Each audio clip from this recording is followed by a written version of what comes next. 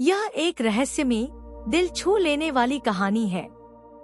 ऐसी कहानी जो समय की सीमाओं को पार करती है और हमारे दिलों में एक अमर धड़कन छोड़ जाती है।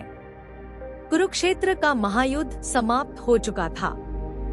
कौरव मारे जा चुके थे, पांडव विजयी हुए थे, लेकिन इस जीत की कीमत बहुत भारी थी। इतनी भारी कि हर जीत का उत्सव मौन हो गया। हर ओर बस चीखें, सिसकियां और शोक। और इसी सन्नाटे के बीच एक स्त्री सफेद वस्त्रों में लिपटी खड़ी थी। उसकी आंखों पर पट्टी बंधी थी और दिल में जलता था आक्रोश का तूफान।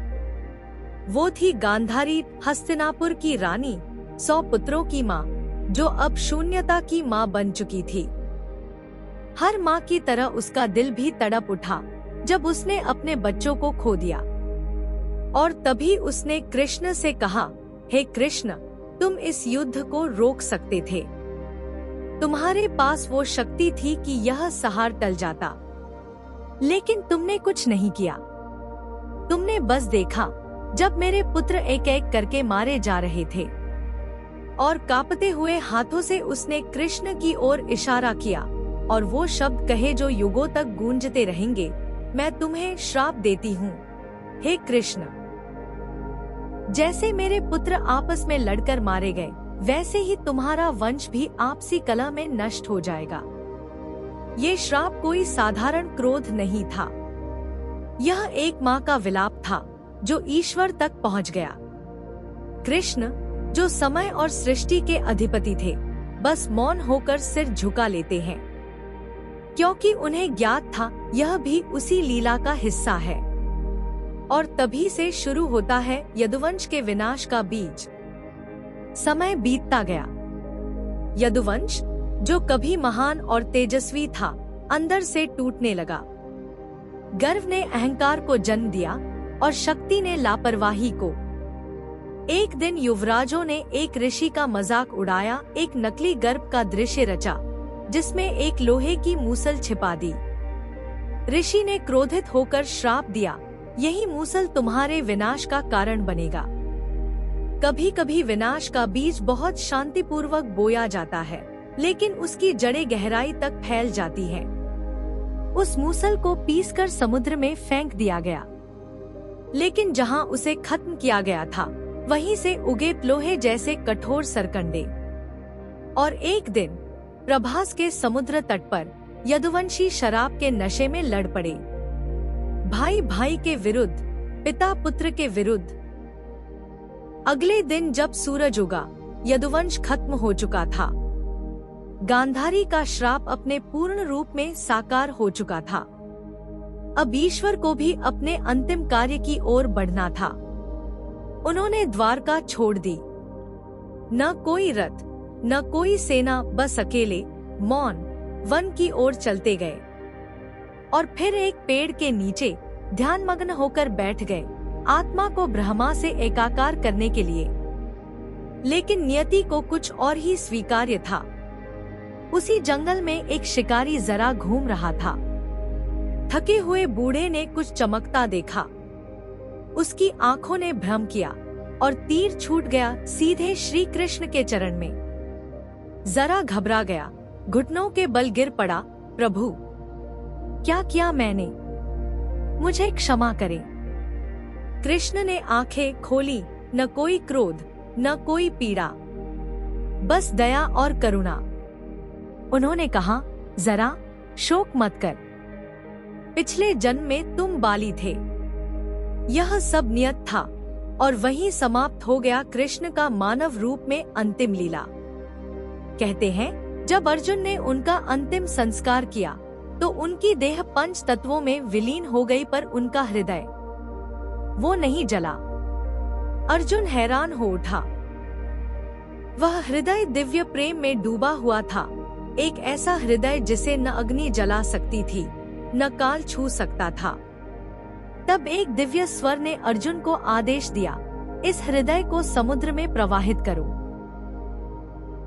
वो हृदय समुद्र की लहरों में समा गया, लेकिन वो नष्ट नहीं हुआ। वह लहरों में छिप गया, समय की धाराओं में बहता रहा। उसकी यात्रा यहीं समाप्त नहीं हुई थी। वो इंतजार करता रहा किसी पवित्र स्थान की तलाश में, और यही बन गया जगन्नाथ के आगमन की शुरुआत। सदियां बीत गई, धरती पर साम्राज्य उठे और रहे, लेकिन समुद्र की गहराई में एक हृदय धड़कता रहा, कृष्ण का हृदय। और फिर समय आया जब राज्य के राजा इंद्रद्युम्न के हृदय में एक अग्नि जल उठी, प्रभु को एक ऐसे रूप में देखने की जो अब तक अनदेखा था। एक रात एक दिव्य स्वप्न आया, हे इंद्रद्युम्न, उठो, मेरा हृदय आज भी इस धरती पर है, समुद्र में बहता हुआ, पुनर्जन्म के लिए प्रतीक्षित। एक ऐसा मंदिर बनाओ जहां मैं एक नए रूप में प्रकट हो सकूं, ऐसा रूप जिसे देवता भी न पहचान सके। राजा ने अपने राजपुरोहितों, ऋषियों और मंत्रियों को बुलाया। संदेश था स्पष्ट, हमें उस दिव्य रूप को खोजना है। हमें वह मंदिर बनाना है जो नियति ने तय किया है। और फिर एक दिन पुरी के समुद्र तट पर मछुआरों को एक विशाल लकड़ी का लट्ठा बहता हुआ मिला, लेकिन यह कोई साधारण लकड़ी नहीं थी। वो छूने पर धक्का देती थी, उसे कोई हिला नहीं सका। वो गीली भी नहीं थी, सूखी भी नहीं, भारी भी थी पर तैरती भी थी। खबर राजा इंद्रद्युम्न तक पहुंची। उन्होंने उसे देखा और उनकी आंखों से आंसू बह निकले। यह कोई लकड़ी नहीं, यह दारुब्रह्म है, स्वयं भगवान का जीवित रूप। राजा ने नीलाचल की पहाड़ियों पर भव्य मंदिर बनवाने का आदेश दिया, लेकिन एक सवाल अभी भी बना रहा, भगवान की मूर्ति को कौन तराशेगा? सारे मूर्तिकार असफल रहे, उनके औजार टूट जाते, उनके हाथ कांप जाते। और तब एक दिन एक रहस्यमयी बूढ़ा बढ़ी आया। उसने कहा, मैं इन्हें तराश सकता हूँ, पर एक शर्त है, जब तक कार्य पूर्ण न हो जाए कोई अंदर नहीं आएगा। राजा ने वादा किया। वह बूढ़ा भीतर चला गया। हफ्ते बीत गए, अंदर से कोई आवाज नहीं आई। राजा परेशान हो गए, उन्हें लगा बड़ी मर गया होगा, और उन्होंने वादा तोड़ दिया। दरवाजा खोला, अंदर कोई नहीं था, लेकिन वहाँ 3 अधूरी मूर्तियाँ थी, गोल आंखें, न हाथ न पैर, पर एक दिव्य आभा से चमकती हुई। राजा की आंखों में फिर आंसू थे, लेकिन एक सवाल अभी भी बाकी था, वो दिव्य हृदय कहाँ गया? मंदिर के पुजारियों ने बताया, जब मूर्तियाँ तराशी जा रही थी, तब उस रहस्यमयी मूर्तिकार ने कुछ विशेष उनके भीतर रखा था। कोई उसे देख नहीं सकता।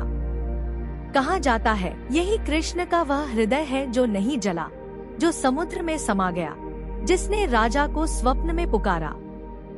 अब वो हृदय न मांस में, न पत्थर में, लकड़ी के एक साधारण रूप में बस गया है।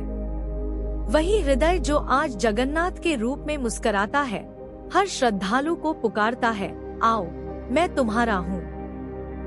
इंद्रद्युम्न अब मंदिर में खड़े हैं, सामने 3 अधूरी मूर्तियाँ, जगन्नाथ, बलभद्र और सुभद्रा।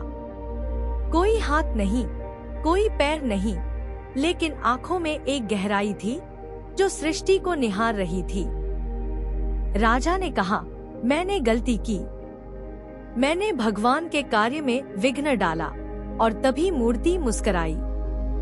आवाज आई लकड़ी से, न आकाश से, हे राजा, शोक मत करो, यही मेरा स्वरूप है। तुमने कुछ नहीं बिगाड़ा, बल्कि मेरी इच्छा पूर्ण की। मेरे हाथ नहीं है, फिर भी सब थाम लेता हूँ। मेरे चरण नहीं है, फिर भी हर आत्मा तक पहुँचता हूँ। मेरा यह रूप हर किसी के लिए है, अमीर गरीब, बूढ़े बच्चे। मैं रूप से परे हूँ, मैं असीम हूँ। जब हम भगवान जगन्नाथ के विशाल नेत्रों में झांकते हैं, तो ऐसा लगता है मानो पूरा ब्रह्मांड हमें निहार रहा है। वो अधूरी मूर्ति पूर्ण प्रतीक बन जाती है, उस प्रेम का, उस करुणा का, जो किसी आकार या सीमा में नहीं बंधता। कृष्ण का हृदय, जो कभी जला नहीं, जो समुद्र की गहराइयों में भी धड़कता रहा, आज भी लाखों भक्तों के हृदय में जीवित है। ये सिर्फ एक मूर्ति नहीं, ये उस प्रेम की ऊर्जा है जो युगों युगों तक धड़कती रहेगी। और यही तो है कृष्ण की सच्ची लीला। हर अंत में एक नई शुरुआत, हर भौतिक रूप के पीछे एक अविनाशी आत्मा। यही है उस दिल की कहानी जो जलता नहीं, मिटता नहीं, बस धड़कता है। लकड़ी में, भक्ति में और उन आँखों में जो हमें सदैव देखते रहते हैं। जय श्री कृष्ण, जय जगन्नाथ।